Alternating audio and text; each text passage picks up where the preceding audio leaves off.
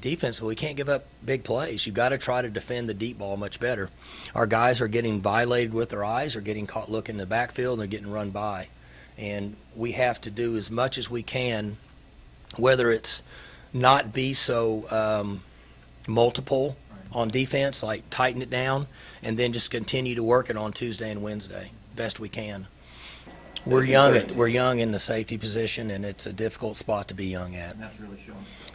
Well, yeah. I mean, you're watching the same games I am, and there's no reason to stand up here and say anything else. And so those guys have to be really, really disciplined. And Tabo didn't get a lot of work last year, and then you have 2 true freshmen, and everybody knows it's not a secret. They've got to be really disciplined and structured in their eyes, and they get caught looking around at times. I mean, it doesn't surprise me, but I wish we had answers for it, meaning more mature players at that position where these guys wouldn't be playing. That would help, but that's not going to happen.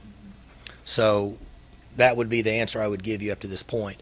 We've improved on special teams in the areas that I wanted to. Our punter needs to catch the ball and punt it, and he needs to be better when he's punting the ball. That's no secret. He's a veteran guy. I mean, I've had that discussion with him yesterday. If he's sitting here now, I'll do it again. At some point, if you're a veteran guy, you have to make plays. And then at some point as coaches, when you're dealing with some of the situations we are, you have to try to work with the players and make it all work, all in 2 days each week. Mike, a couple of things in the secondary. You weren't sure how well Malcolm played Rodriguez coming out of the game, but looking back at it, I mean, he may have been a little inconsistent, but he made a couple of key tackles I wasn't aware he made during the game. He should be better this week. Malcolm's playing with a lot of pain, and so he's not at a level to where he can consistently get really, really quality reps there. He had a pretty significant injury that carries an enormous may be an exaggeration, but I would say very painful part to play in a game. And he ran a little better last night. And he's a guy that I think you'll see get considerably better over the next 3 or 4 days.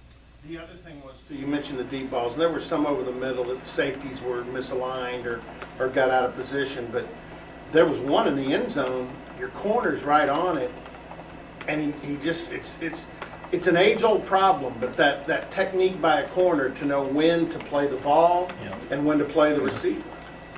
Well, in that position, he's in the right spot. He's got to play the ball. He's got to have a biological clock going off in his brain. And at some point, if the play's still going on, you might need to get a feel for him and look for the ball.